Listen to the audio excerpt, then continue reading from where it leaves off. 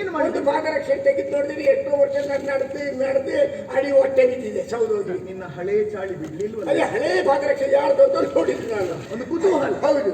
ನೋಡುವಾಗ ಆಮೇಲೆ ಯಾರೋ ಒಳಗಿಂದ ಮಾತಾಡೋದು ಧ್ವನಿ ಕೇಳಿತು. ಕಿಟಕಿ ಬಾಗಿ ಚೂರು ಮಂಡೆ ಒಳಗೆ ಹಾಕಿ ನೋಡಿದೆ ನಾನು. ಎಂತ ದುರ್ಬುದ್ಧಿ! ನಾನು ಎಷ್ಟು ಬಾರಿ ಹೇಳಿದ್ದೇನೆ, ಏನು ಹಾಗೆಲ್ಲ ಕತ್ತಾಲಿಸಬಾರ್ದು, ಕತ್ತು ನೋಡಬಾರ್ದು. ನಾನು ಕತ್ತಾಲಿಸಿದಲ್ಲಮ್ಮ, ಇದ್ದೇ ಆಲಿಸಿದ್ದು. ಒಳಗಡೆ 3 ಜನ ಪಿಚ್ಚಿ ಪಿಚ್ಚಿ ಪಿಚ್ಚಿ ಪಿಚ್ಚಿ ಅಂತ ಮಾತಾಡ್ತಿದ್ರು. ಯಾರಂತ ನೋಡುವಾಗ ಒಂದು ನಿನ್ನ ಗಂಡ ಕಣೆ. ಹೌದು. ಮತ್ತೊಂದು ನಮ್ಮ ರಾಜ್ಯದ ಸುಮ್ಮನೆ ಮುಖ್ಯಮಂತ್ರಿ ಇಲ್ವಾ, ಸುಮಂತ್ರ ಮುಖ್ಯಮಂತ್ರಿ. ಮತ್ತೊಂದು ನಮ್ಮ ಕುಲ ಪುರೋಹಿತ ಹರೀಶ್ವರ್ ಇಲ್ವಾ, ವಸಿಷ್ಠರ್. 3 ಜನರು ಕೂತ್ಕೊಂಡು ಮಾತಾಡೋದಿಷ್ಟೇ.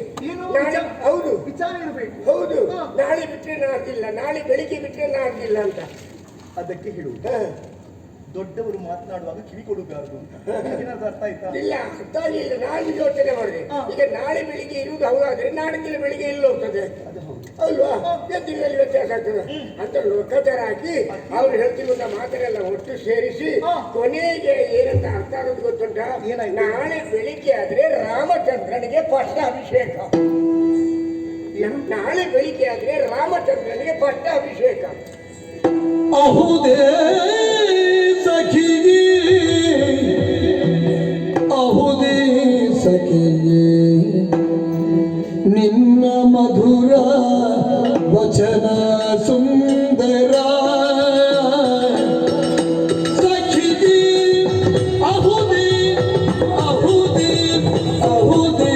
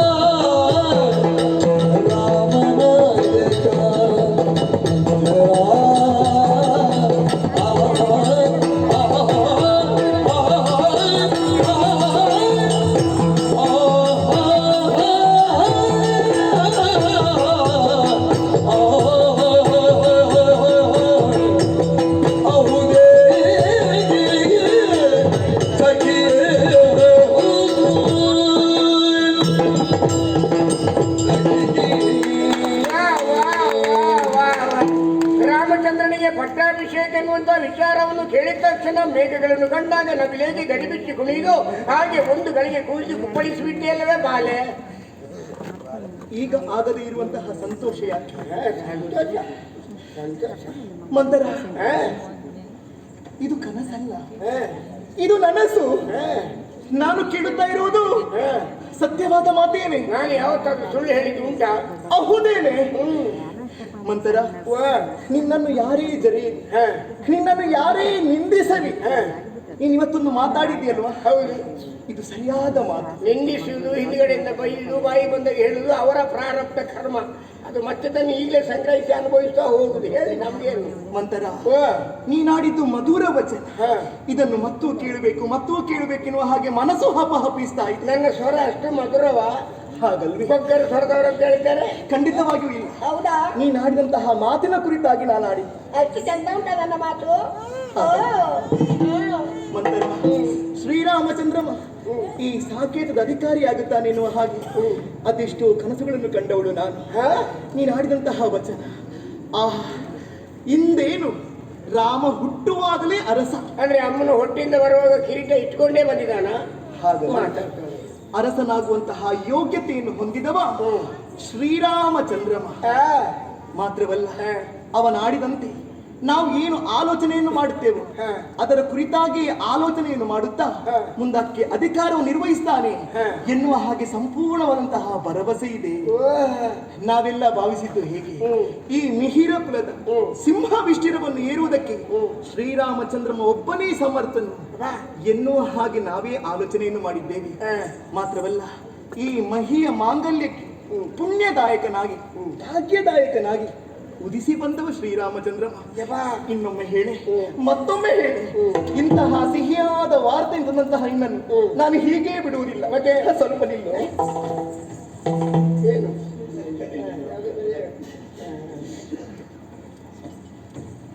ಏನದು? ಸಿಹಿ ಬೆಲ್ಲ ನನಗೆ ಬೇಡಪ್ಪ, ನನಗೆ ಬೇಡ. ನೀನು ಅದು ಸಿಹಿಯ ಈಗ ನಿನ್ನ ಕೈಯ ಬೆವರು ಇಳಿದು ಈಗ ಸಿಹಿ ಹೋಗಿ ಉಪ್ಪಾಕಿರ್ಬೋದು. ಇಲ್ಲ, ಇದನ್ನು ವ್ಯರ್ಥ ಮಾಡುವುದಕ್ಕಿಲ್ಲ, ನೀನೇ ತಿನ್ನಬೇಕು.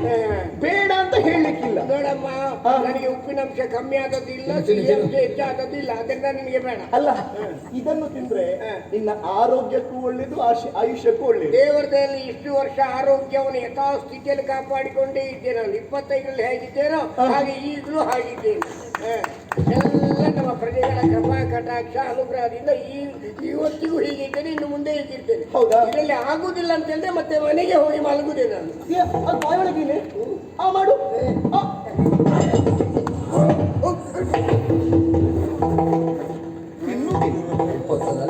ಹೇಗುಂಟೀಗ?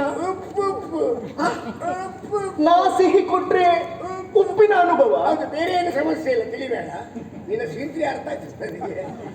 ಅದೆರಡು ಇಲ್ಲ ಅಂತ ಹೇಳಿದ್ದೇನು? ಅದೇ ಬೇರೆ ಸಣ್ಣ ಪುಟ್ಟದ ಒಳಗಿದೊಳಗೆಲ್ಲ ಉಂಟು ಅಂತ ಹೇಳಿಯ ಮಂತರ. ಏನಿದು? ಇದು ಮಣಿಪುರ. ಮಣಿಪುರ ಅಲ್ಲ, ಇದು ಪೂರ ಮಣಿಯೇ. ಆದ್ದರಿಂದ ಮಣಿಸರ.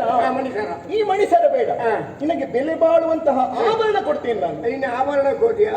ಹಾಗಲ್ರಿ? ಆಭರಣಕ್ಕಿದ್ರೆ ಅದು ಒಳ್ಳೇದು. ಯಾವುದು? ಬೆಳಿಗ್ಗೆ ಎದ್ದು ಬರ್ತಾನೆ ಬೋಳುವಂಡಿ ನಮ್ಮಲ್ಲಿ ಕಮ್ಮಿಯಲ್ಲಿ ಸಿಗ್ತದೆ ಅಂದ್ಕೊಂಡು ಲವಂಗ. ಆದ್ರೆ ಅಷ್ಟು ಬೆಲೆ ಬಾಳುವುದಿಲ್ಲ. ಏನೇ ಇದು ಕೈ? ಮೊನ್ನೆ ಒಬ್ಬಳಿಗೆ ಏನಾದ್ರು ಒಂದು ಕಾಯಿಲೆ ಗುಣ ಆಗ್ಲಿಲ್ಲ ಅಂತೆ. ಅದಕ್ಕೆ ಯಾವ ಜ್ಯೋತಿಷರು ಕರ್ಕೊಂಡು ಹೋಗಿ ಏನು ಔಷಧಿ ಮಾಡಿದ್ರು ಗುಣ ಆಗಿಲ್ಲ ಅಂತೆ. ಒಬ್ಬ ಬುದ್ಧಿವಂತ ಕೇಳಿದ, ನಿನ್ಗೆ ಸ್ವಪ್ನದಲ್ಲಿ ಯಾರಾದ್ರೂ ಬರ್ತಾರಂತ. ಅದಕ್ಕೆ ಅವಳು ಹೇಳಿದ್ರೆ, ಹೌದೌದು ಬೋಳುವಂಡೆ ಬರ್ತಾನೆ, ಚಿನ್ನದ ದರ ಕಮ್ಮಿ ಇಟ್ಟು. ಹಾಗಾದ್ರೆ ಚಿನ್ನ ಸರಿ ಕೊಡಿಸಿ, ಎಲ್ಲ ಸರಿ ಆಗ್ತದೆ. ಹೋಗಿ ಒಂದು ಚಿನ್ನದ ದರ ಕೊಡಿಸಿದೆ ಇವಳ ಮಾನಸಿಕ ರೋಗ ಎಲ್ಲ ದೂರ ಆಗಿದೆ. ಹಾಗೆ ಬೋಳ್ಬಂಡೆ ಅವರು ಬಂದಾಗ ಹೇಳಿದ್ರು. ಹಾಗಿದ್ರೆ ಅಂತ ಸಮಸ್ಯೆ ಇದ್ದವರಿಗೆ ಇದನ್ನೇ ಮಾಡಿದ್ರೆ ಆಯ್ತಲ್ಲ? ಹೌದು, ಲಲಿತ. ಇದೇನ ಕೈಯಲ್ಲಿ? ಕಡಗ. ಬೆಳ್ಳಿತ್ತು. ಬೇಡ ಬೇಡ, ನನಗೆ ಕಡಗ ತೆಗೆದ್ರೆ ಆಗುದಿಲ್ಲ. ತೆಗೆದ್ರೆ ಆಗುದಿಲ್ಲ. ಕೆಲವರಿಗೆ ಕಪ್ಪಡೆ ಮುಟ್ಟಿದ್ರು ಆಗುದಿಲ್ಲ.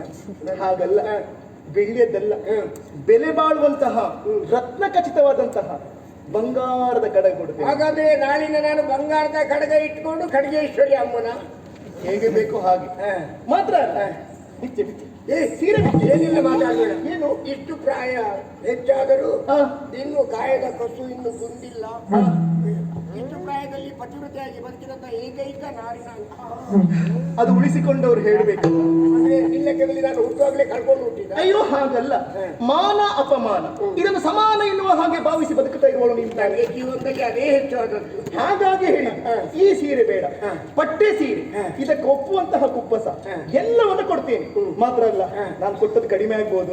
ಇನ್ನು ಕೊನೆ ಆಸೆ ಇದ್ರೆ ಏನಾದ್ರೂ ಹೇಳಿ. ಅಂದ್ರೆ ನಾಳೆ ಬೆಳಿಗ್ಗೆ ಆದ್ರೆ ನನಗೆ ವಾಯಿದೆ ಆಯ್ತಾ? ನೀನೊಂದು ಸಣ್ಣ ಶ್ರೀಮಂತ್ರಿ. ಯಾಕೆ ಹಾಗೆ ಕಲ್ಪಿಸಿಕೊಳ್ಳುವುದು? ನಿನ್ನ ಮಾತಿನ ಧ್ವನಿ ಹಾಗುಂಟಮ್ಮ. ಏನಾದ್ರೂ ಬದುಕಿನ ಆಸೆ ಇದ್ರೆ ಹೇಳಿಕೊ, ನೆರವೇರಿಸಿ ಕೊಡ್ತೇನೆ ಅಂತ ಹೇಳಿದ್ರೆ. ನನಗೆ ಸೀರೆ, ಚಿನ್ನದ ಕಡಗ, ಒಳ್ಳೆ ಸರ ಎಲ್ಲ ಏನೆಲ್ಲ ಮಾತಾಡ್ತಾನೆ. ನಾನು ಏನು ಬೇರೆ ವಿಚಾರವನ್ನು ಹೇಳ್ತಾ ಹೋದ್ರೆ ಇನ್ನು ರಾಮನಿಗೆ ಪಟ್ಟಾಭಿಷೇಕ, ಬಂಗಾರದ ಕಡಗ ಓಡ್ತಾನಂತೇಳಿ ಅಷ್ಟೇ. ನನಗೊಂದು ಹೊಂಡ ಹಾಕಿ ಬಿಳಿ ಬಟ್ಟೆ ಮುಚ್ಚಿಬಿಟ್ಟು ಸರಿ ಆಗ್ತದೆ. ಯಾಕೆ ಇಂತ ಮಾತನಾಡ್ತಾನೆ? ಏನಾಡಿದೆ? ನಾನೇನು ತಪ್ಪನ್ನಾಡಿದ್ರಿ? ತಪ್ಪಲ್ಲಿಗೆ ಮತ್ತೇನು? ಎಷ್ಟೋ ಸಮಯದಿಂದ ಬಂಗಾರದ ಅರಮನೆಯಲ್ಲಿ ಗಂಡ ಹೆಂಡತಿ ನೀವು ಇರುವಾಗ ಅವರಿಗೆಲ್ಲ ತಡ್ಕೊಳ್ಳಿಕ್ಕಾಗಲಿಲ್ಲ, ಹೊಟ್ಟೆಗಿಚ್ಚಿಂದ ಸಾಯ್ತಾ ಇದ್ರು. ಅದನ್ನೆಲ್ಲ ತೀರಿಸುವ ಕಾಲ ಹೀಗೆ ಬಂದಿದ್ದು ಹೇಳಲಿಕ್ಕೆ ಬಂದ್ರೆ ಇವಳು ಬೇರೆ ಮಾತಾಡ್ತಾಳೆ. ಒಂದು ಸರಿಯಾಗಿದೆಯನ್ನು ಬಿಟ್ಟುಕೋ. ಯಾವುದು? ಅಯೋಧ್ಯೆಯ ಅರಸ ಶ್ರೀರಾಮನಾದ್ರೆ ನಿನ್ನ ಮಗ ಭರತನಿಗೆ ಏನು ಅಂತ ಲೆಕ್ಕ ಹಾಕು ನೀನು. ಯುವರಾಜನಾಗುತ್ತೆ. ಯುವರಾಜ ಅಲ್ಲಿ ಪ್ರಧಾನ ಉಪ ಪ್ರಧಾನದ ಯಾವುದಿಲ್ಲ, ಎಲ್ಲ ಒಂದೇ ಇರುವುದಲ್ಲಿ. ಅವ ರಾಜನಾದ್ರೆ ನಿನ್ನ ಮಗ ದೊಣ್ಣೆ ಹಿಡ್ಕೊಂಡು ಗೋಪರ ಹಾಕೋತ ನಿಲ್ಲಬೇಕಾದ ಸ್ಥಿತಿ ಬರ್ತದೆ. ಅವನು ಅಯೋಧ್ಯೆಯ ಸಾಮ್ರಾಟನಾದರೆ ಸಾಕೇತದ ಸಾಮ್ರಾಜ್ಯ ಆಗುವುದು ಯಾರು? ಸೀತೆ ಆಗ್ತದೆ. ಅಯೋಧ್ಯೆಯ ರಾಜ ಮಾತೆ ಆಗುವುದು ಯಾರು? ನಾವೆಲ್ಲರೂ ನಾಳೆ ನಿನಗೆ ಬೊಜ್ಜ ಆಗುವುದು. ಅಷ್ಟು ಅರ್ಥ ಆಗುದಿಲ್ಲ ಹೆಟ್ಟಿ. ನಾನು ಬೆಳೆಸಿದ ಹುಡುಗಿಯ ನೀನು ಸ್ವಲ್ಪ ತಲೆ ಖರ್ಚು ಮಾಡು ನೀನು ಏನಂತ ಹೇಳಿ. ರಾಮನ ತಾಯಿ ರಾಜಮಾತೆ ಆದರೆ ನಿಮ್ಮ ಬಗ್ಗೆ ಸೇಡು ತೀರಿಸಿಕೊಳ್ಳಿಕ್ಕೆ ಇದೊಂದು ಸರಿಯಾದ ಸಂದರ್ಭ. ನಿಮ್ಮನ್ನು ನೋಡ್ತಾ ಹೊಟ್ಟೆಗಿಚ್ಚು ಪಟ್ಟಿದಾರಲ್ಲ, ಅದನ್ನೆಲ್ಲ ತೀರಿಸುವಂತ ಒಂದು ಕಾಲ ಒದಗಿ ಬಂದು ನಿಮ್ಗೆಲ್ಲ ಗೊತ್ತಾಗಲಿಲ್ಲ. ಅವಳು ರಾಜಮಾತೆ ಆದರೆ ಅವಳು ಮಾಡಿದ್ದೇ ಶಾಸನ, ಅವಳು ಹೇಳಿದ್ದೇ ಕೆಲಸ, ಅವಳು ಹೇಳಿದಂತೆ ನಡೆಯುವುದು ನಮ್ಮ ಅಯೋಧ್ಯೆಯಲ್ಲಿ. ಆಮೇಲೆ ನಿನ್ನ ಭಾಗ್ಯದ ಬಾಗಿಲು ಏನಂತ ಹೇಳಿ ಅಮ್ಮ, ಅವಳು ರಾಜಮಾತೆ ಆದರೆ ಜೀವನದಲ್ಲಿ ಕಸಪರ್ಕೆ ಏನು ಅಂತ ನೋಡದಂತ ನೀನು ಕಸಪರ್ಕೆಯನ್ನು ಹುಡುಕಿ ಮೂಲೆ ತಂದು ಅಂಗಳವನ್ನೆಲ್ಲ ಗುಡಿಸಬೇಕಾಗ್ತದೆ. ನೀರು ಎಳೆದು ಗೊತ್ತಿಲ್ಲದಂತ ನೀನು ಬಾವಿಗೆ ಹೋಗಿ ನೀರು ಎಳೆದು ಕೈಯೆಲ್ಲ ಗುಳ್ಳೆ ಬಂದು ಆದರೆ ಅದೇ ಗುಳ್ಳೆಯ ನೋವಿಂದ ಪಾತ್ರೆಯನ್ನು ತಿಕ್ಕಿ ಅವರು ಊಟ ಮಾಡಿದ ಬಟ್ಟಲನ್ನೆಲ್ಲ ತೊಳೆದು ಅವರು ಊಟ ಬಟ್ಟೆಯನ್ನೆಲ್ಲ ಒಗೆದು ಕೊನೆಗೆ ನಿನಗೆ ಊಟ ಮಾಡಲಿಕ್ಕೂ ಪುರ್ಸೊತ್ತಿಲ್ಲದೆ ನಿನಗೆ ಒಂದು ದೊಡ್ಡ ಕಾಯಿಲೆಗೆ ತುತ್ತಾಗಿ ಅಯೋಧ್ಯೆಯಲ್ಲಿ ಬಾಯಿಗೆ ನೀರಿಲ್ಲದೆ ಸಾಯುವ ಸ್ಥಿತಿ ಬರ್ತದೆ. ಎಷ್ಟು ಬಿಟ್ಟು ಉಂಟಲ್ಲ, ಇಂಥ ಹಲ್ಲೆಲ್ಲ ಉದುರ್ಬೇಕು. ಪಾಪಿ ಕೆಟ್ಟವಳೆ, ಏನೋ ಸಿಹಿಯಾದ ವಾರ್ತೆ ತಂದಳೆಂತಹ ಕಾರಣಕ್ಕಾಗಿ ಪ್ರೀತಿಯಿಂದ ಸಲುಗೆಯಿಂದ ಮಾತನಾಡಿದ್ರೆ ಬಾಯಿಗೆ ಬಂದ ಹಾಗೆ ಮಾತನಾಡ್ತೀಯ ನೀನು. ನಾನೇನು ತಪ್ಪು ಮಾತಾಡಿದೆ? ಮಾತನಾಡಿದಲ್ಲ ತಪ್ಪು. ಆಹಾ, ಹಿರಿಯ ಮಗರಾದಂತಹ ರಾಮ ಪಟ್ಟಕ್ಕೇರುವುದೇ ಸೂಕ್ತ. ಎಲ್ಲರ ಭಾವವೂ ಅದೇ ಆಗಿದೆ. ಹಾಗಿರುವಾಗ ಬೇಡದೆಲ್ಲ ಹೇಳ್ತೀನಿ. ಪೆಪ್ಪು ತಗಡಿ ಏನು? ಅಯೋಧ್ಯೆಯಲ್ಲಿ ಹಿರಿಯ ಮಗ ರಾಮಚಂದ್ರ ಅಂತ ನಿನಗೆ ಹೇಳಿದವರು ಯಾರು? ಯಾರಲ್ಲ ಅಂತ ಹೇಳಿದ್ಯಾ? ನನಗೆ ಗೊತ್ತಿರುವಷ್ಟು ಚಿದಂಬರ ರಹಸ್ಯ ಬೇರೆ ಯಾರಿಗೂ ಗೊತ್ತಿಲ್ಲ. ನೋಡೋಣ, ಕೇಳೋಣ. ನೀವು ಹೆಣ್ಣು ಮಕ್ಕಳೆಲ್ಲ ಗರ್ಭಿಣಿಯಾಗಿದ್ದೀರಿ, ಹೆರುವ ಸ್ಥಿತಿಯಲ್ಲಿ ಇದ್ದೀರಿ. ಆದ್ರೆ ನಾನು ಮಾತ್ರ ನಿನ್ನ ಜೊತೆಯಲ್ಲೇ ಇದ್ದೆ. ನಾನು ಸಾಕಿದ ಮಗಳ ಚೊಚ್ಚಲ ಹೆರಿಗೆಯಲ್ಲಿ ನಾನೇ ಇರಬೇಕಂತೇಳಿ ನಿನ್ನ ಜೊತೆಯಲ್ಲಿ ನಿಂತ್ಕೊಂಡು ಹೊಟ್ಟೆಗೆ ಎಣ್ಣೆ ತಿಕ್ತಾ ಇದ್ದೆ. ಎಣ್ಣೆ ತಿಕ್ತಿರುವಾಗ ಇದಕ್ಕಿದ್ದಾಗೆ ಒಂದು ಮಗುವಿನ ತಾಯಿ ಆದೆ ನೀನು. ಆ ಮಗು ಕೂಗ್ಲಿಲ್ಲ, ಕೈ ಕಾಲ ಅಲ್ಲಾಡಿಸ್ಲಿಲ್ಲ. ನೀನು ಅಲ್ಲಿ ಅವಳ ಕೋಣೆಯಲ್ಲಿ ಏನಾಗಿದೆ ನೋಡುವಂತ ಹೋಗುವಾಗ ಅವಳಿಗೂ ಹೊಟ್ಟೆ ನೋವು ಬರ್ತಾ ಇತ್ತು. ಅಯ್ಯೋ ದೇವರೇ, ಕೆಲಸ ಕೆಟ್ಟೋಯ್ತು ಅಂತೇಳಿ ಓಡಿ ಬಂದು ನಿನ್ನ ಕೋಣೆಯೊಳಗೆ ಕಾಲಿಡುವಾಗ ಆ ಕೋಣೆ ಪುಯ್ಯ ಅಂತ ಕೂಗುದು ಹೊರಗೆಳ್ತು. ಅಯ್ಯೋ ದೇವರೇ, ಹೆರಿಗೆ ಆಗಿದ್ದು ಇವಳಿಗೆ ಕೂಗಿದ್ದು ಮಗು ಮೊದಲು ಅವ ಇವಳಿಗೆ ಏನ್ ಗತಿ ಅಂತೇಳಿ ಮಗುವಿನಿಗೆ ಒಳ್ಳೆ ತಣ್ಣೀರಿನಲ್ಲಿ ಎರಚಿ ಕೈ ಕಾಲ ಅಲ್ಲಾಡಿಸುವಾಗ ಎರಡನೇದಾಗಿ ನಿನ್ನ ಮಗ ಪುಯ್ಯ ಅಂದ. ಹಾಗಾಗಿ ಮೊದಲು ಹುಟ್ಟಿದ್ದು ನಿನ್ನ ಮಗ, ಮೊದಲು ಹೋಗಿದ್ದು ರಾಮಚಂದ್ರ. ಆದ್ದರಿಂದ ಅಯೋಧ್ಯೆಯಲ್ಲಿ ರಾಮಚಂದ್ರನೇ ಹಿರಿಯ ಮಗ ಅಂತ ಪ್ರಚಾರ ಮಾಡಿ.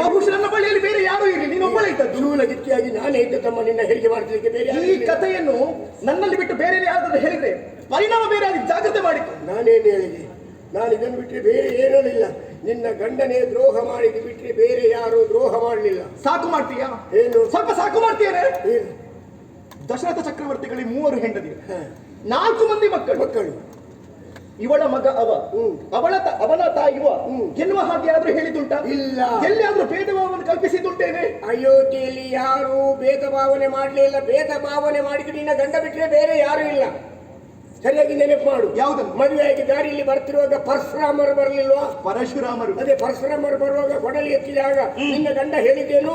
ನನ್ನ ಮಗ ರಾಮನಿಗೆ ಏನ್ ಮಾಡಬೇಡಿ, ನನ್ನ ಮಗ ರಾಮನಿಗೆ ಏನ್ ಮಾಡಬೇಡಿ ಎನ್ನುವುದರ ಅರ್ಥ ಬೇರೆ ಮಕ್ಕಳ ಬೇಕಾದ್ರೆ ತಲೆ ಕಡೀರಿ, ನನ್ನ ರಾಮನನ್ನು ಉಳಿಸಿ ಅಂತ ಪಕ್ಷಭೇದ ಮಾಡಿದ್ದು ನಿನ್ನ ಗಂಡ ಬಿಟ್ಟರೆ ಬೇರೆ ಯಾರಿಲ್ಲ. ಅದ್ರ ಅರ್ಥ ಹಾಗೇನೆ ಒಟ್ಟು ಅರ್ಥ ಕಲ್ಪಿಸುವುದ ನೀನು? ನನಗೆ ಅರ್ಥವನ್ನು ನಾನೇ ಬರೆದು ಬಾಯಿಪಾಠ ಬರೆದು ಯಾರು ಬರೆದುಕೊಳ್ಳಿಲ್ಲ. ನೀನು ಹೀಗೆ ಬರ್ತೆ ಹೀಗಾದದ್ದು. ಅದಕ್ಕೆ ಅವಳು ತುಂಬಾ ಮಾತಾಡ್ತಾಳೆ ಅಂತೇಳಿ ಯಾರು ಬರೆದುಕೊಳ್ಳಿಲ್ಲ ನನಗೆ. ನನ್ನ ಸ್ವಂತ ಬುದ್ಧಿಯಿಂದಲೇ ಒಬ್ಬನಾದ್ರೂ ತೋರಿಸಿ ದಾಖಲೆ ಮಾಡಿದ್ರು. ಪಕ್ಷಭೇದ ಮಾಡಿದ್ವು ಅವ. ನೀನು ಒಳ್ಳೆದಾಗಬೇಕೆನ್ನುವ ಒಂದೇ ಉದ್ದೇಶ ಬಿಟ್ಟರೆ ಬೇರೆ ನನಗೆ ಏನಿಲ್ಲ. ರಾಮ ಭಟ್ಟ ಇರಲಿ, ಶತ್ರುಘ್ನ ಇರಲಿ, ಭರತ ಇರಲಿ, ಲಕ್ಷ್ಮಣ ಇರಲಿ, ಯಾವ ಪ್ರಸಂಗ ಬಂದರೂ ನನಗೆ ಸಿಗುವುದೊಂದು ಹಳೆ ಸೀರೆ ಬಿಟ್ಟರೆ ಬೇರೆ ಏನಾದರೂ ಕೊಟ್ಟಿದ್ದಾರೆ? ಯಾವ ಪ್ರಸಂಗದಲ್ಲಿ ಕೊಟ್ಟಿದ್ದುಂಟ ನೋಡಿದ್ದುಂಟ? ನಿನ್ನ ಯೋಗ್ಯತೆ ಅಷ್ಟೇ ಅಂತ ತಿಳಿ. ಆದ್ರೂ ನೋಡಮ್ಮ, ನೀನು ಇಲ್ಲಿರ್ಬೇಕಾದವಳಲ್ಲ, ನೀನು ಇಲ್ಲಿರ್ಬೇಕಾದವಳ. ಮತ್ತೆ ನೀನು ದೊಡ್ಡ ಕಾಗೆ, ದೊಡ್ಡ ಕಾಗೆ. ಕಾಗೆಯ ಸ್ವಭಾವ ಹೇಗೆ? ಮೇಲೆ ಹಾರುತ್ತಾ ಇರುವಂತಹ ಕಾಗೆ, ಕೆಳಗೆ ಬಂಗಾರದ ರಾಶಿ ಇದ್ರೂ ಕೂಡ ಅದರ ಕಡೆಗೆ ದೃಷ್ಟಿಯನ್ನು ಹಾಯಿಸುವುದಿಲ್ಲ. ಎಲ್ಲಿ ಹೊಲಸುಂಟು, ಎಲ್ಲಿ ಕೊಳಕುಂಟು ಆ ಕಡೆಗೆ ದೃಷ್ಟಿ ಹಾಯಿಸುವುದು. ಕಾಗೆಯನ್ನು ಬಳಿ ತಾತ್ಸಾರ ಭಾವನೆಯಿಂದ ಕಾಣಬೇಡ. ಕಾಗೆಗೆ ಸಂಬಂಧಪಟ್ಟ ಒಂದೇ ಪುಸ್ತಕವನ್ನು, ಒಂದು ಪುಟವನ್ನು ಓದುವುದು ಮಾತ್ರ ಅಲ್ಲ, ಎರಡನೇ ಪುಟವನ್ನು ಮಗುಚಿ ಹಾಕಿದಾಗ ನಮ್ಗೆ ಬೇಕಾದಷ್ಟು ವಿಷಯಗಳಿದೆ. ಕಾಗೆ ಒಂದು ಅನ್ನದ ಅಗುಲನ್ನು ಕಂಡ್ರೆ ಇಡೀ ತನ್ನ ಬಳಗವನ್ನು ಕಾ ಎಂದು ಕರೆದು ಹಂಚು ತಿನ್ನುವ ಮನೋಧರ್ಮ ಕಾಗೆಗೆ ಬಿಟ್ಟರೆ ಬೇರೆ ಯಾರಿಗಿಲ್ಲ. ಕಾಗೆಯನ್ನು ಅಪಮಾನ ಮಾಡಬೇಡ. ಮತ್ತೊಂದು ದಿವಸ ನಾವು ಸತ್ತಾಗ ನಮ್ಗೆ ಪಿಂಡ ಬಿಡುವಾಗ ಕಾಗೆ ಸಿಗುವುದಕ್ಕೆ ಸಾಧ್ಯ ಇಲ್ಲ. ಅಡುಗೆ ಭಟ್ರು ಹೇಳ್ಬೇಕಾಗ್ತದೆ. ಅಡುಗೆ ತಯಾರು ಮಾಡ್ಕೊಂಡು ಬರುವಾಗ 4 ಗೂಡಲ್ಲಿ 4 ಕಾಗೆ ಇಟ್ಕೊಂಡು ಬಂದಿರ್ತೇವೆ. ಇನ್ನು ಕಾಗೆಗೂ ಬರಗಾಲ ಆಗ್ತದೆ. ನೀನು ಆ ಬಗ್ಗೆ ಆಲೋಚನೆ ಮಾಡಬೇಡ. ಬರುವಾಗಲೇ ಹೇಳ್ತೀನಿ 2 ಕಾಗೆ ತನ್ನಿ ಅಂತ. ನನಗೆ ಬೇಡ, ನನಗೆ ಕೋಗಿಲೆ ಸಾಕು. ಕೋಗಿಲೆ ಅಲ್ಲ, ನೀನು ಕೂಗಿ, ನೀನು ಕೂಗೆ. ಅದಕ್ಕೊಂದು ಸ್ವಭಾವ ಇದೆ.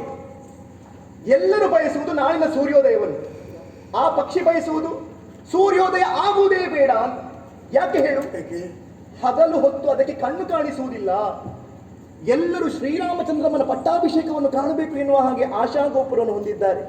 ಕಣ್ತುಂಬಿಕೊಳ್ಬೇಕೆನ್ನುವ ಹಾಗೆ ಆಸೆಯನ್ನು ಹೊಂದಿದ್ದಾರೆ. ಆದ್ರೆ ಬೇಡ ಅಂತ ಹೇಳುವಳು ನೀನೇ. ಹೌದಮ್ಮ, ನಾನು ಕೂಗಿ ಆಗ್ತೇನೆ. ಸೂರ್ಯ ವಂಶದವರು ನಿನಗೆ ಮಾಡುವ ಈ ಅಪಮಾನವನ್ನು ನೋಡ್ಕೊಳ್ಳಿಕ್ಕೆ ನನಗಾಗದಿರಿಂದ ಕಣ್ಣು ಮುಚ್ಚಿ ಕೂತ್ಕೊಳ್ಳುತ್ತಾರೆ. ಕೂಗೆ ನಾನು ಆಗ್ತೇನೆ, ಕೂಗಿ ಆಗ್ತೇನೆ. ಬೇಕಾದ್ರೆ ನಿನ್ನ ಕಾಲಲ್ಲಿ ನನಗೆ ಓದಿ ಈ ವಿಷಯವನ್ನು ಹೇಳಿದಕ್ಕೆ ಅಂಗಾತ ಮಲಗಿಸಿ ನನ್ನ ಎದೆಗೆ ಓದಿ ನೀನು. ಜಾಗೃತಿ ನನ್ನ ಮುಖಕ್ಕೆ ಉಗಿ ನೀನು. ಬಾ ಮಲಗು. ಬಾ. ಅದೊಂದು ಗಟ್ಟಿ ಧೈರ್ಯ ಅವಳಿಗೆ. ಯಾರು ಒದಿಯುವುದಿಲ್ಲ, ಯಾರು ತುಳಿಯುವುದಿಲ್ಲ, ಯಾರು ಉಗಿಯುವುದಿಲ್ಲ ಅಂತ. ನೀನು ಹೇಳಿದ ತಕ್ಷಣ ಮಲಗುವುದಿಲ್ಲ. ನಾನು ಆ ಕೋಣೆಯಲ್ಲಿ ಮಲಗಿರ್ತೇನಲ್ಲ, ಅಲ್ಲಿ ಬಂದು ಓದಿ ನೀನು. ಅದು ಸರಿಯಾಗ್ತದೆ. ನಿಮ್ಮ ಹರಕೆ ತಿಳಿಸಾಗಾಗ್ತದೆ. ನನಗೆ ಅಪಮಾನ ಮಾಡಿದೆಯಲ್ವ ಭರತ, ನೀನೇನು ಅನ್ಯಾಯ ಮಾಡಿದೆ ಮಗ. ನಿನಗೆ ಯಾಕೆ ಈ ಶಿಕ್ಷೆ? ಒಂದು ಭಿಕ್ಷುಕಿಯ ಹೊಟ್ಟೆಯಲ್ಲಾದರೂ ಹುಟ್ಟಿದ್ರೆ ಆ ಭಿಕ್ಷುಕಿ ಆದರೂ ತನ್ನ ಮಗನ ಭವಿಷ್ಯತ್ತಿನ ಬಗ್ಗೆ ಚಿಂತೆ ಮಾಡ್ತಿದ್ದಿಲ್ಲ ಏನೋ. ಇವಳಿಗೆ ಹೋಗಿ ಇವಳ ಹೊಟ್ಟೆಯಲ್ಲಿ ಹುಟ್ಟಿದ್ಬಿಟ್ಟ, ದರಿದ್ರದವಳ ಹೊಟ್ಟೆಯಲ್ಲಿ ಇನ್ನೇನು. ಒಂದು ಕೋಳಿಯಾದರೂ ತನ್ನ ಮರಿಗಳ ಮೇಲೆ ಬಲಿಷ್ಠವಾದ ಗಿಡುಗ ದಾಳಿ ಮಾಡುವಾಗ ತನ್ನ ಪ್ರಾಣವನ್ನು ಕೊಟ್ಟಾದರೂ ತನ್ನ ಮರಿಗಳನ್ನು ಉಳಿಸುವುದಕ್ಕೆ ಪ್ರಯತ್ನ ಮಾಡ್ತದೆ. ಆ ಪಕ್ಷಿಗಿರುವಂಥ ಹೃದಯ ವಯಸ್ಸಲ್ಲಿ ಇವಳಿಗೆ ಹೋಯ್ತಲ್ಲ. ಭಿಕ್ಷುಕನಾದರೂ 4 ಮನೆಯಿಂದ ಬೇಡಿ ಆದರೂ ತನ್ನ ಸಂಸಾರವನ್ನು, ತನ್ನ ಮಕ್ಕಳನ್ನು ಒಳ್ಳೆದು ಮಾಡಲಿಕ್ಕೆ ಪ್ರಯತ್ನ ಮಾಡ್ತಾನೆ. ಆ ಭಿಕ್ಷುಕನಿಗಿರುವಂಥ ಮನೋಧರ್ಮ ಇವಳಿಗೆ ಇಲ್ಲದೆ ಹೋಯ್ತಲ್ಲ. ಇಲ್ಲದಿದ್ರೆ ಏನು? ಎಲ್ಲಿ ನೋಡಿದ್ರು ಅವನಿಗೆ ದಶರಥ ನಂದನ, ಆಮೇಲೆ ಸೀತಾಪತಿ, ಇದೆಲ್ಲ ಹೆಸರು ಬಿಟ್ಟರೆ ಬೇರೆ ಇಲ್ಲ. ಅಲ್ಲಿ ಹೋಗಿ ನೋಡು. ನಚಿಕೇತನ ಕೋಣೆಗೆ ಹೋದ್ರೆ ಅಲ್ಲಿಯೂ ಸಿಗುವುದು ರಾಜಾರಾಮ. ನಿನ್ನ ಗಂಡನ ಕೋಣೆಗೆ ಹೋದ್ರು ಸಿಗುವುದು ರಾಜಾರಾಮ. ಒಂದು ಕಲಾಮಂಟಪಕ್ಕೆ ಹೋದ್ರು ಅಲ್ಲಿಯೂ ರಾಜಾರಾಮ. ಎಲ್ಲಿ ನೋಡಿದ್ರು ರಾಜಾರಾಮ ರಾಜಾರಾಮ ರಾಜಾರಾಮ ಬಿಟ್ಟರೆ ಇಡೀ ಸ್ಥಳವೇ ರಾಜಾರಾಮನನ್ನು ಆವರಿಸಿಕೊಂಡಿದೆ. ಬಿಟ್ಟರೆ ಬೇರೆ ಏನಾದರೂ ಉಂಟಾ? ಆದರೆ ನಿನ್ನ ಮಗ ಏನು ಅನ್ಯಾಯ ಮಾಡಿದ್ದಾನೆ? ಹತ್ತಿರದಲ್ಲಿರುವ ಮರಗಿಡಗಳನ್ನು ಜನಗಳು ಹೆಚ್ಚು ಪ್ರೀತಿಸ್ತಾರೆ. ದೂರದ ಬಂಧುಗಳಿಗಿಂತ ಒಂದು ಗಾದೆಯ ಮಾತುಂಟು. ಆದರೆ ಅವರಿಬ್ಬರನ್ನು ಅಜ್ಜನ ಮನೆಗೆ ಕಳಿಸಿ ಈ ರಾಜಾರಾಮನನ್ನು ಇಲ್ಲಿ ಸುತ್ತಲೂ ತಿರುಗಲಿಕ್ಕೆ ಬಿಡ್ತಾರೆ. ಸಾರ್ವಜನಿಕ ವೇದಿಕೆಯಲ್ಲಿ ರಾಜಾರಾಮನನ್ನು ಪರಿಚಯ ಮಾಡಿಕೊಡ್ತೇನೆ. ಏನು ಆ ಮಕ್ಕಳಿಗೆ ಅಜ್ಜನ ಮನೆ ಇಲ್ವಾ? ಅದರ ಅರ್ಥ ಏನು? ಎಲ್ಲಿ ನೋಡು ರಾಜಾರಾಮನಾಗಿ ಇರಬೇಕೆನ್ನುವುದೇ ನಿನ್ನ ಗಂಡನ ಆಸೆ ಬಿಟ್ಟರೆ ಬೇರೆ ಏನಿಲ್ಲಮ್ಮ, ಬೇರೆ ಏನಿಲ್ಲ. ನನಗೆ ಯಾಕೆ ಇದೆಲ್ಲ ಬೇಕು ಹೇಳು? ನನಗೆ ಇದೆಲ್ಲ ಬೇಕಿತ್ತ ನನಗೆ ಯಾವತ್ತೆಲ್ಲ ಹೇಳಿಕೊಡೋದು. ಆದರೂ ನನ್ನನ್ನು ನೀನು ಅಪಮಾನ ಮಾಡಿದೆ. ಆವತ್ತು ಸಾಯ್ತಿರುವಂಥ ನಿನ್ನನ್ನು ನನ್ನ ಪ್ರಾಣದ ಹಂಗು ತೊರೆದು ನೀರಿಗೆ ಹಾರಿ ನಿನ್ನನ್ನು ಬರಸೆಳೆದಕ್ಕೆ ನನಗೆ ಇಷ್ಟು ನೀನು ಗೌರವ ಕೊಡ್ತೀಯಲ್ಲ. ಬೇರೆ ಏನು ಬೇಡಮ್ಮ, ನನಗೇನು ಬೇಡ. ಭಾಗವತರೇ, ವೃದ್ಧಾಪ್ಯದಲ್ಲಿ ನಮ್ಮ ಮನೆಯ ಮಕ್ಕಳೇ ನಮಗೆ ಅಪಮಾನ ಮಾಡೋದು ಹೌದಾಗಿದೆ. ನಮಗೆ ನಮ್ಮ ಮನೆಯಲ್ಲಿ ನಿಂದಿಸ್ತಾರಂತಾದರೆ ಈ ಮನೆಯಲ್ಲಿ ಮತ್ತೆ ಉಳಿಬೇಕಾದ ಅಗತ್ಯ ಏನುಂಟು? ಇಲ್ಲ, ಇನ್ನು ಉಳಿಯುವುದಿಲ್ಲ. ಒಂಚೂರಾದರೂ ಕಮ್ಮಿ ಕ್ರಾಯದ ವಿಷ ಕೊಡಿ, ನಿಮ್ಮ ಮನೆಯ ಅಂಗಳದಲ್ಲೇ ಬಂದು ಜೀವ ಬಿಡ್ತೀನಿ. ಆತ್ಮಹತ್ಯೆ ಮಹಾಪಾಪ ಅಂತೇಳಿ ಮತ್ತೊಮ್ಮೆ ಆ ಶಬ್ದವನ್ನು ಹೇಳಿ ಅಮ್ಮ ಅಂತ ಕರೆದು ನನ್ನ ಮಾತ್ರ ವಾತ್ಸಲ್ಯವನ್ನು ನೀವು ಕೆಣಕಿದ್ದೀರಿ. ಆದ್ದರಿಂದ ಇನ್ನು ಸಾಯುವುದಿಲ್ಲ. ಎಲ್ಲಾದರೂ ದಾರಿ ಬದಿಯಲ್ಲಿ ಹೋಗಿ ಏನಾದರೂ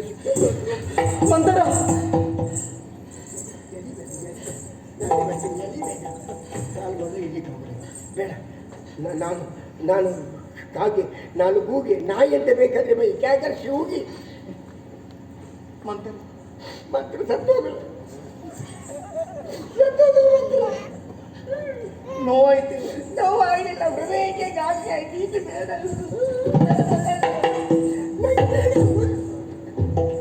ಬೇಡ. ಈ ರೀತಿ ಅಪಮಾನ ಮಾಡಿದಾದ್ಮೇಲೆ ನನ್ನ ವೃದ್ಧಾಪ್ಯದಲ್ಲಿ ಈ ಮನೆಯಲ್ಲಿ ಉಳಿಬೇಕಾ? ಬೇಡಪ್ಪ, ಬೇಡ. ನನಗೆ ಸಾವು ಬಂದ್ರೆ ಒಳ್ಳೇದಪ್ಪ ದೇವರೇ. ಹಾಯಪ್ಪ, ಹಾಯಪ್ಪ.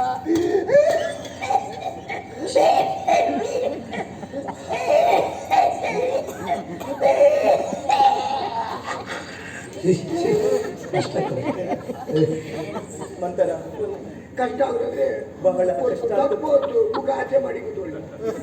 ಅವರಿಗಂತಲ್ಲ, ನೋಡುವ ಎಲ್ಲರಿಗೂ ಕಷ್ಟ ಆಗುತ್ತೆ. ಏನಿಲ್ಲಮ್ಮ, ನಂದನ್ನು ತೆಗೆದು ನನ್ನ ಮಟ್ಟಿಗೆ ಹೊರಸಿದ್ದು ಮತ್ತೆ ಯಾರಾದ್ರೂ ಉಳಿದಾಗ ಅಲ್ಲಿ ಯಾರಾದ್ರೂ ಬೆಣ್ಣೆ ಚಳಿ ಕಾಲಿಟ್ಟು ಜಾರಿಗಿದ್ದು ಅವರ ಸೊಟ್ಟಕೊಂಡು ಹೋದ್ರೆ ಮುದುಕಿ ಸತ್ತಲ್ಲಿದ್ದ ಸತ್ತೋಗಿ ಶಾಪ ಬೇಡ.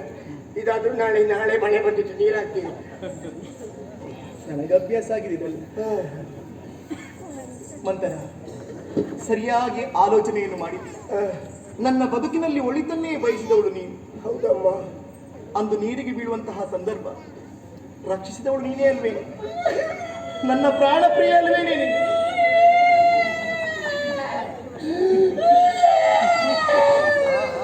ನಾ ಏನು ತಪ್ಪನ್ನಾಡಿದೆ?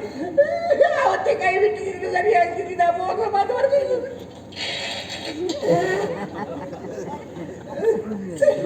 ಇದು ಸರಿಯಾಗಿ ನೋಡಿ ಹೇಳಿ.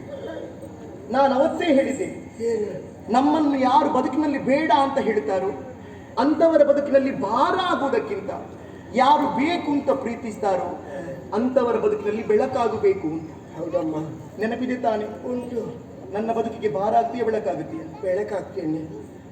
ಬಾರಾದ್ರೆ ನನಗೇನುಂಟು ಹೇಳು? ಹೌದು ತಾನೆ? ಅಲ್ಲ, ಯೋಚನೆ ಮಾಡು. ಯಾರು ಪಟ್ಟ ಇದ್ರು ನನಗೆ ಸಿಗೋದು ತುಂಡು ಚಾಪೆ, ಒಂದು ಸಣ್ಣ ತಲೆಗೆ ಒಂದು ತುಂಡು ಕಾಪುಳಿ ಬಿಟ್ಟರೆ ಬೇರೆ ಏನಾದರೂ ಉಂಟಾ? ನಾನು ಅದೇ ಆಲೋಚನೆ ಮಾಡುವುದು. ರಾಮ ಪಟ್ಟಕ್ಕೇರಿದ್ರೆ ನಿನಗಾಗುವಂತಹ ನಷ್ಟವಾದರೂ ಏನು? ಭರತ ಪಟ್ಟಕ್ಕೇರಿದ್ರೆ ನಿನಗಾಗುವಂತಹ ಲಾಭವಾದರೂ ಏನು? ಲಾಭ ಏನು? ನನ್ನ ಒಳಿತನ್ನೇ ಬಯಸ್ತಾ ಇರೋಳು ನೀ. ಹೌದಮ್ಮ. ಆದ್ರೆ ಒಂದು, ನಾವು ಅಧಿಕಾರ ಇದ್ದಾಗಲೇ ಎಲ್ಲವನ್ನು ಸಾಧಿಸಿಕೊಳ್ಳಬೇಕು. ಹೌದಮ್ಮ. ಅಧಿಕಾರ ಕೈ ತಪ್ಪಿ ಹೋದ್ರೆ ಮತ್ತೆ ಯಾವುದನ್ನು ಸಾಧಿಸಿಕೊಳ್ಳುವುದಕ್ಕೆ ಆಗುವುದಿಲ್ಲ. ಒಂದು ಹುಲಿಯ ಕತೆ ಗೊತ್ತಿಲ್ಲ? ಹುಲಿಯ ಕತೆ, ಹುಲಿಯಲ್ಲ ಹುಲಿ. ಹುಲಿಯ ಕತೆ ಗೊತ್ತಿಲ್ಲ? ಹುಲಿಯ ಮೇಲೆ ನಾವು ಕೂತಾಗ ಹುಲಿ ನಾವು ಹೇಳಿದಾಗೆ ಕೇಳ್ತದೆ. ಹುಲಿಯಿಂದ ನಾವು ಕೆಳಗಿಳಿದಾಗ ಆ ಹುಲಿಯೇ ನಮ್ಮನ್ನು ಹರ್ಕೊಂಡು ತಿಂತದೆ. ಆದ್ದರಿಂದ ಅಧಿಕಾರ ಇರುವಾಗಲೇ ನಾವು ಏನಾದ್ರೂ ಮಾಡಿದ್ರೆ ನಡೀತದೆ, ಮತ್ತೆ ಇಳಿದ ಮೇಲೆ ಏನು ನಡೆಯುವುದಿಲ್ಲ. ಈಗ ನಿನಗೆ ಒಳ್ಳೆಯ ಅವಕಾಶ. ಆದ್ರೆ ಏನು ಮಾಡು, ಭರತ ಪಟ್ಟಕ್ಕೇರಬೇಕೆನ್ನುವ ಹಾಗೆ ನನಗೂ ಮನಸ್ಸಿದೆ. ನಾನು ರಾಜಮಾತೆ ಆಗಬೇಕೆನ್ನುವ ಹಾಗೆ ಕನಸಿದೆ. ಆದ್ರೆ ಇದಕ್ಕಿರುವಂತಹ ದಾರಿ ಯಾವುದು? ಕನಸು ನಾನು ಮಾಡಿಕೊಡ್ತೇನೆ. ಹೀಗೆ ಈಗ ನೋಡು, ನನಗೊಂದು ಅವಕಾಶ ಮಾಡಿಕೊಟ್ರೆ ಇಡೀ ಪ್ರಸಂಗದ ಪದ್ಯವನ್ನೇ ನಾನು ಬದಲಿಸ್ತೇನೆ. ಇಷ್ಟಾದ ಮೇಲೆ ಪ್ರಸಂಗ ಬದಲಾವಣೆ ಮಾಡಿ. ಇನ್ನೇ ಕಥೆಯ ತಿರುಳು ಇರುವುದು ಇನ್ನು ಮಾತ್ರ. ಹೇಗೂ ಅದರಿಂದ ಪದ್ಯ ಬೇರೆ ಆಗಬೇಕು. ಹೀಗೆ ಎಲ್ರು ಬೆಳಿಗಾತ ಹೇಳುವ ಹೇಗೆ?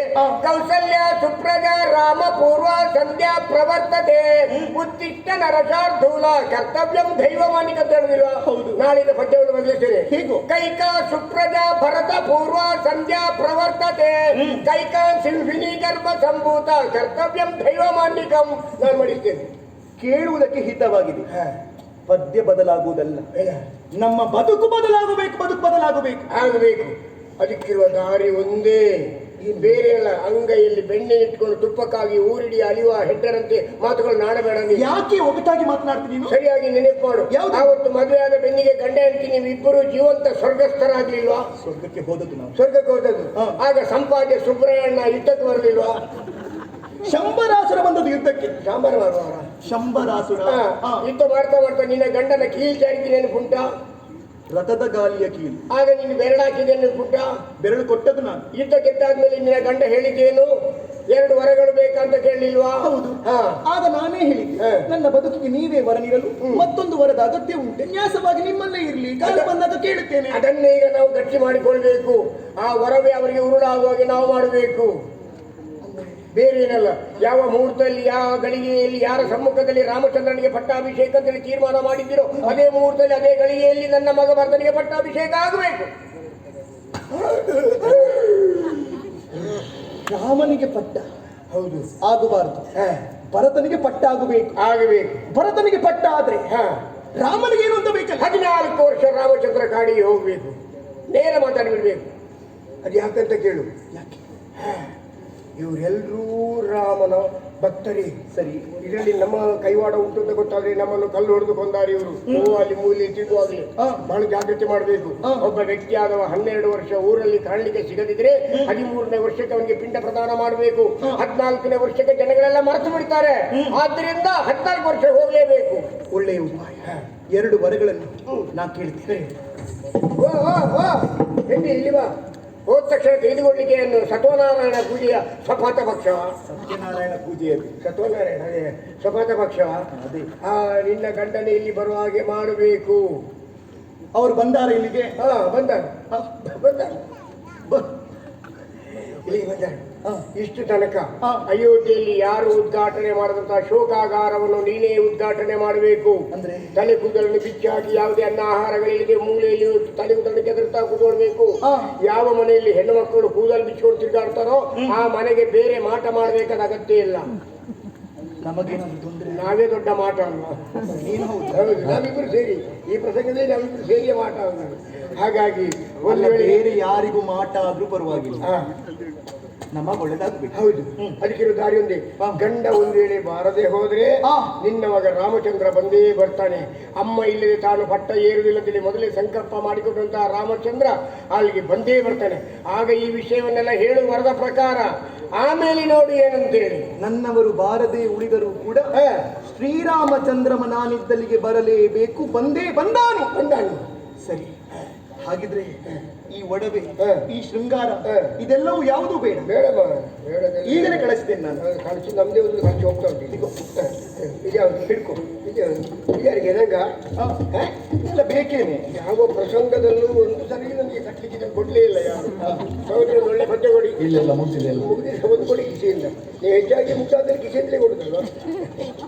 ನಿನಗೆ ಪದ್ಯ ಅಲ್ಲ ಕಾಮಿನಿ ಕರೆದುತಾರೆ ತರಿಕಿಟ ಗಿಡ ತಗದಿಕ್ಕಿಟ ತರಿಕಿಟ ಗಿಡ ತಗ ತರಿಕಿಟ ಗಿಡ ತಗ ತಿಂದತ್ತೋ ಅಲ್ಲ. ಸ್ವಯಂ ಎಲ್ಲ ಪದ್ಯವನ್ನು ಬದಲಾವಣೆ ಮಾಡ್ತೇನೆ ಅಂತ ಹೊರಟೊಡಿಕೊಂಡು ಪದ್ಯ ಬೇಕಾ? ಮೊನ್ನೆ ಚೆಂಡೆಯವರು ಇಲ್ಲ, ನಾನೇ ಒಳಗೆ ಮಾಡ್ತೀವಿ. ಯಾವುದು ಚೆಂಡೆಯನ್ನು ನೋಡ್ಲಿಕ್ಕೆ ಯಾರು ಇಲ್ಲ ಕಾಣ್ತದೆ. ಅಲ್ಲ, ಚೆಂಡೆ ಕೇಳಿದ್ದೀರಾ ನೀವು? ಹಾಗೆ ನಿಂತದ್ದು ಮೊನ್ನೆ. ಹೌದು, ತುಂಬಾ ಒಂದು ಕೇಳಿದ್ರು. ನನ್ನ ಮೇಲೆ ಕೇಳಿ ಬೇಡ ಅಂತ ಬಿಟ್ಟು ಅವರು ಸಾಕಲ್ಲ.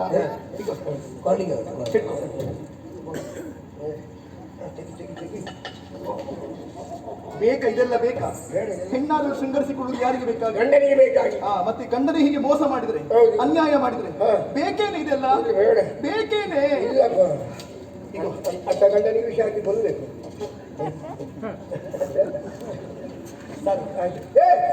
ಇಷ್ಟು ಒಳ್ಳೆಯ ರೇಷ್ಮೆ ಸೀರೆ ಉಟ್ಕೊಂಡು ಆದ್ರೆ ನಿನ್ನ ಗಂಡ ಬಂದವನಿಗೆ ಮನಸ್ಸಾಗಿ ಪಟ್ಟಾಭಿಷೇಕದ ವಿಷಯ ಬಿಟ್ಟು ನಿನ್ನ ಜೊತೆಯಲ್ಲಿ ಕಾಳಗಳು ಕಳೆದ ಹೇಳಿಕಾವನೆ. ನನ್ನಲ್ಲಿ ಇಂಥ ಸೀರೆ ಬಿಟ್ರೆ ಮತ್ತೆ ಬೇರೆ ಸೀರೆ ಇಲ್ವೇ? ತಲೆಬಿಸಿ ಮಾಡಬೇಡ. ಇಷ್ಟು ವರ್ಷ ನೀನು ಹುಟ್ಟು ಬಿಟ್ಟಂತ ಸೀರೆಯನ್ನು ಬಿಟ್ಟಿಯಲ್ಲಿ ಹಾಗೆ ಮಡಚಿಟ್ಟಿದ್ದೇನೆ. ಬಹಳಷ್ಟು ಇರ್ಬೇಕಲ್ಲ? ಹೌದು, ಅದು ಯಾವತ್ತಾದ್ರೂ ಒಂದು ಪ್ರಸಂಗದಲ್ಲಿ ನಿನಗೆ ಬೇಕಾಗಬಹುದು ಅಂತೇಳಿ ಹಾಗೆ ಇಟ್ಟಿದ್ದೀನಿ ನಾನು. ದೂರಾಲೋಚನೆ. ಹೌದು, ಅದ್ರಲ್ಲಿ ಒಂದು ಸೀರೆ ನನಗಿರ್ಲಿ, ಉಳಿದ ಸೀರೆ ನನಗೆ ಕೊನೆಗೆ ಬೇಕಾಗ ಮುಂದಿನ ವರ್ಷ ಪ್ರಸಂಗಕ್ಕೂ ಬೇಕಾಗುತ್ತೆ. ಮಾತ್ರ ವಾತ್ಸಲ್ಯದ ಮಾತಿನಿಂದ ಅವಳ ಮನಸ್ಸನ್ನು ನಾನು ಕಲಕಿದ್ದೇನೆ. ಇವಳು ನನ್ನ ವಶವಾಗಿದ್ದಾಳೆ. ಎಲ್ಲ ಬೆಳಿಗ್ಗೆಯಿಂದ ಪ್ರಚಾರ, ಸಾಕೇತದ ಸಾಮ್ರಾಜ್ಯ ಯಾರು, ಸಾಕೇತದ ಸಾಮ್ರಾಜ್ಯ ಯಾರು ಅಂತೇಳಿ. ನಾನು ಈ ಮಂತರ ಜೀವಂತ ಇರುವಾಗ ಸಾಕೇತದ ಸಾಮ್ರಾಜ್ಯ ಯಾರು ಆಗ್ತಾರೆ ನೋಡುವ ತವಕ ಇದ್ರೆ ಎಲ್ಲರೂ ಕೊನೆ ತನಕ ಕೂತ್ಕೊಳ್ಬೇಕು. ಮಧ್ಯದಲ್ಲಿ ಯಾರಾದ್ರೂ ಎದ್ದೋದ್ರೆ ಸೀತಾರಾಮನ ಆಣೆ ಇದೆ ನಿನ್ನ.